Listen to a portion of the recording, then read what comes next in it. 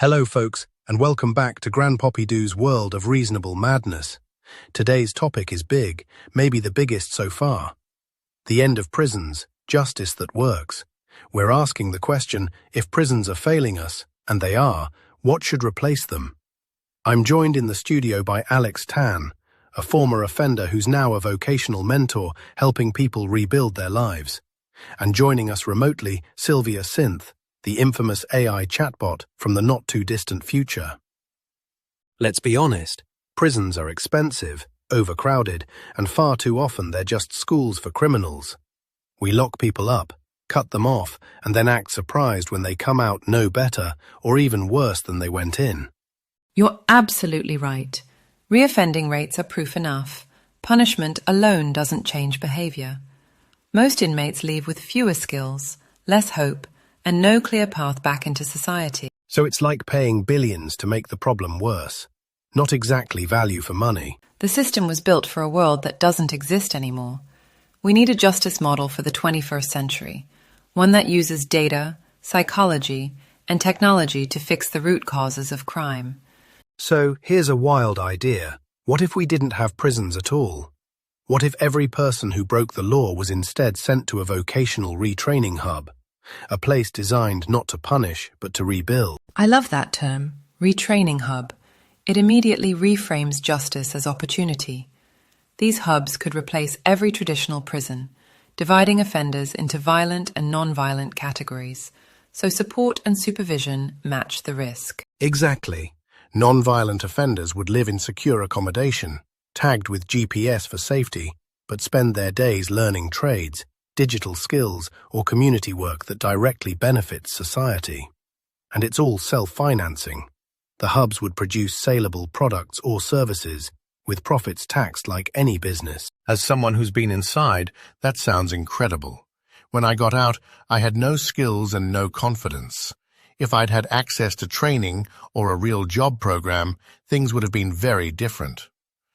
We need systems that prepare people for life, not just for release. Beautifully said, Alex.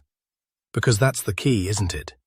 Justice should graduate people, not just free them. One of the clever ideas behind the hubs is that they'd feel more like structured communities than prisons. Work isn't punishment, it's purpose.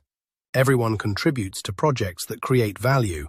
Renewable energy parts, public housing, digital services, art, even music. And the reward system mirrors real life.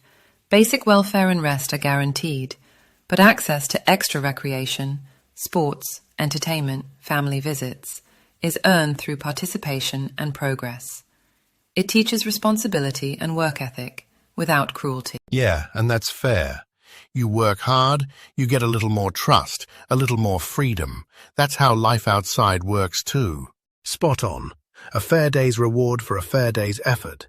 And when you're ready, you leave with a skill, a certification, and even savings from your work, not just a bus ticket and a record. Of course, any system this powerful needs safeguards.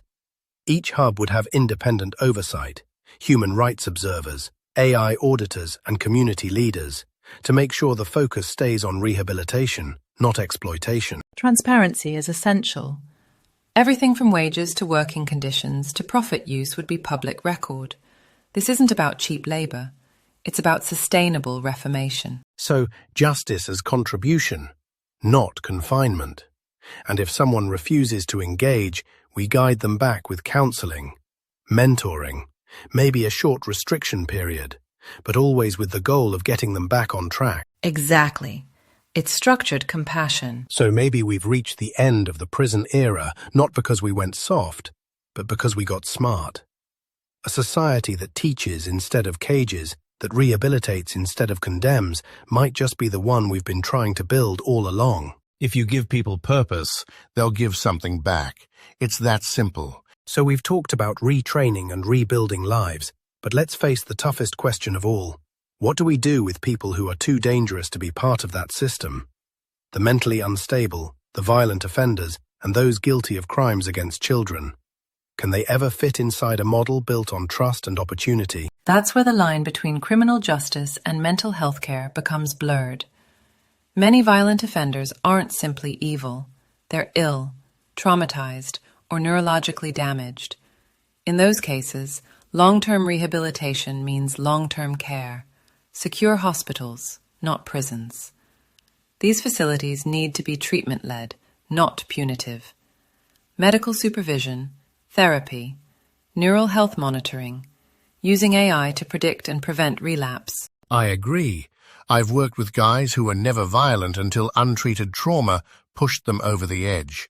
You can't retrain someone until they're mentally stable enough to learn. So for those individuals, we'd need what I'd call secure recovery centers, not jails, not work hubs, hospitals designed for protection and therapy. For the truly dangerous few who may never be safe in society, those centers become permanent residences, but still with dignity and care. So instead of locking people away forever, the idea is to separate them based on treatability. The hubs for rehabilitation and work, the secure recovery centers for mental health and safety, and a transparent review system to make sure no one gets forgotten in the process. Every case reviewed regularly by psychiatrists, community advocates, and AI behavioral models. If someone improves, they step down to a lighter program. If they don't, they stay where the public stays safe. Compassion with caution. Maybe that's the real future of justice, not just punishment or mercy, but precision. The right place for the right person, at the right time, with the right care. Sylvia, Alex, thank you both for joining me, and thank you all for listening. Until next time, stay curious, stay kind, and remember, sometimes the best justice is a second chance.